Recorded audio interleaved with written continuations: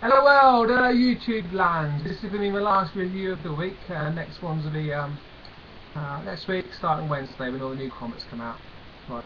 So the last review of the week is going to be Mars Attacks Classics Obliterated. Not a terribly original idea. I know that Marvel did the same thing a couple of weeks ago with Deadpool. Murdering all the literary classics, legends of literature. I checked it out myself. It wasn't that interesting. So I was a bit hesitant about picking this one up, though I do like the Mars Attacks series. It's by IDW, so automatically bound for getting Marvel, isn't it? Yeah. So I checked it out, and glad I did. It was really good. Right, it's three standalone stories. First is I'll get the writer and artist saying there's Moby Dick by Phil Hester, art by John McCree, Jekyll and Hyde, I suppose Smith and Kelly Jones, and Robinson Crusoe by Neil Clyde and Carlos Valenzuela. Okay, start with Moby Dick. The style of the show really is. See that? There you go.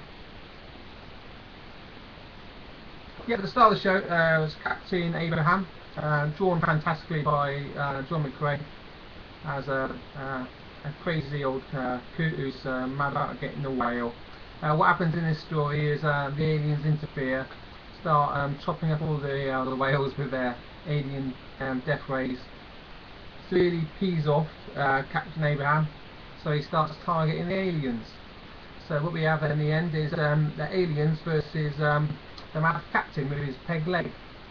I won't tell you what happens at the end. I'll keep spoilers to a minimum during this one, because I want you to pick this one up. Because yeah, it's very good. Art is fantastic, and the little captions are great as well. The captions are done by Herman Melville. He's the actual author, isn't he, of the original Moby Dick. And it's done in that sort of oldie style, but it's done quite convincingly and really well. I'll give you an example of one of the captions here. The images that beset me drove reason from my head, like never brightening sun dispelling the weary shadows of dawn. So very lyrical, very cool. Good story that. That's a good 9 out of 10, that story. Right, the second story is the Dr. Jekyll and Mr. Hyde one. The art in this one is not so good. It's very basic stuff. Quite a contrast to the first story, which had fantastic art. This one, artist Kelly Jones, not so good. Quite basic, really. But the story is its tone is very light. It's very taking. You know what I mean? Doesn't take anything seriously at all. It treats it all like a massive joke, and it's throwaway. Definitely a league below the first story, but it's fun, and pretty well suited to be put in the middle here, because the next story, the artist, that's the Robinson Crusoe one, the last one, by Neil Clyde and art by Carlos Valenzuela. That's really good as well. Not quite as good as the first one, the Moby Dick story, but it's pretty good. So you've got really good story, throwaway light, fun but badly drawn really. Second story, and Robinson Crusoe, superior story as well. I'll briefly explain what goes on here. We have a shipwrecked alien, and everything's from the perspective of the alien. He's almost like writing a blog and explaining what's going on. He's very lonely, poor alien on his island, and he's doubting his mind, like in the original Robinson Crusoe. He's not sure whether what he's seeing is reality or not, or he's going a bit loopy because of lack of companionship. Art is pretty cool.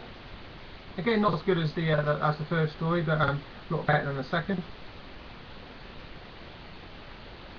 Interesting narrative as well, because as the reader you're not sure whether what he's saying is real either. He comes across his Friday, as in the original Robinson Crusoe story, But is Friday real, or is he imagining it? And because he's a Martian, obviously he doesn't react to Friday with friendship. He reacts to Friday with a ray gun, as Martians tend to do.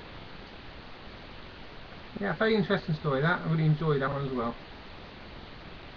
And I almost felt sorry for the poor lonely Martian as well, which is was a bit of a surprise. You don't normally feel sorry for the Martians in these stories, but this one, yeah, we got quite a lot of sympathy for the poor chap, hearing his tale of mental decline, doubting his sanity, in his own words. Yeah, it's very good. 3 stories.